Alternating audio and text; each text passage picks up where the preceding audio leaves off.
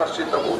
भगवान को आकर्षित हो गले अर्थात भगवान को निकटतर हो गले से सुख ही सुख पाए और दुख तार मन में आसेना ये सुख को आस्वादन करने भगवान को बारंबार